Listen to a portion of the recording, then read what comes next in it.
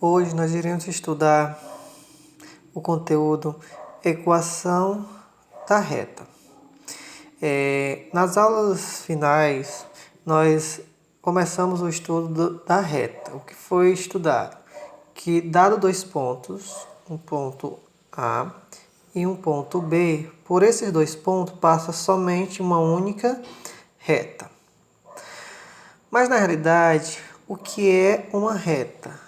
É um conjunto de pontos alinhados. Então, todos esses pontos aqui alinhados, eles formam uma reta. Então, dado um plano cartesiano, plano no espaço, formado pelo eixo x, o eixo y, dentro desse plano, nós podemos determinar vários pontos.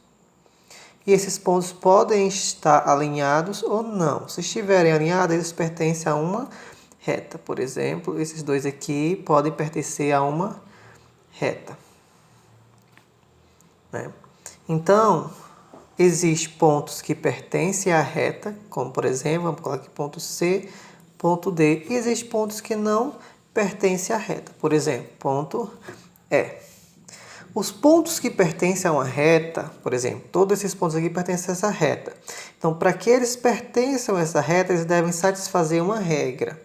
E o que é esta regra? A equação da reta. E esta equação da reta ela pode ser representada de várias formas. Existe a equação geral, existe a equação reduzida e existe a equação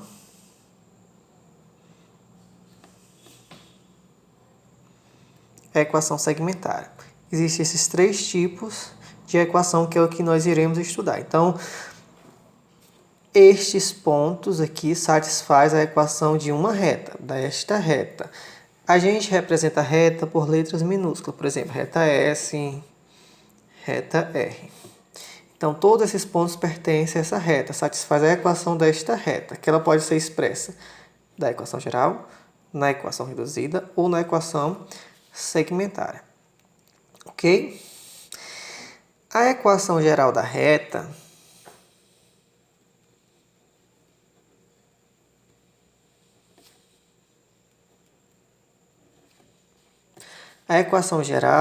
ela tem a seguinte característica. Ela é dada por esta forma, por esta relação. AX mais BY mais C igual a zero. Aqui está de modo genérico.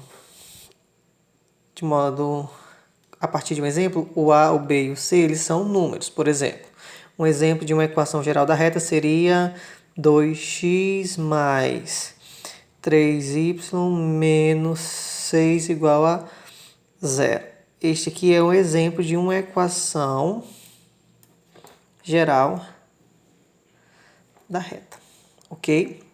Então, dentro desta equação aqui, isso aqui é um exemplo de uma equação. Eu não sei mais ou menos como ela fica no plano, mas ela é algo que vai ser representada da seguinte forma. Ela vai ser algo mais ou menos assim. Essa não é a representação correta dela, mas ela vai ser algo mais ou menos nesse estilo. Então, aqui existem vários pontos que pertencem a essa reta. Todos esses pontos, eles satisfazem a esta equação.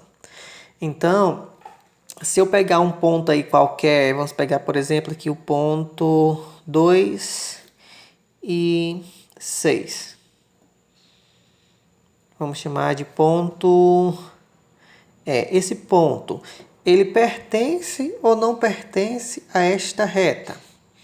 Da forma que eu desenho aqui, não pertence, mas para saber mesmo, tem que jogar na equação. Se ele satisfazer essa equação, ele vai pertencer. Se ele não satisfazer, ele não vai pertencer. E como a gente determina isso? É só substituir. O ponto E, as coordenadas deles é x2 e y6, né? 2 e 6. Então, só é pegar o x substituir pelo 2, o y substituir pelo 6 da equação.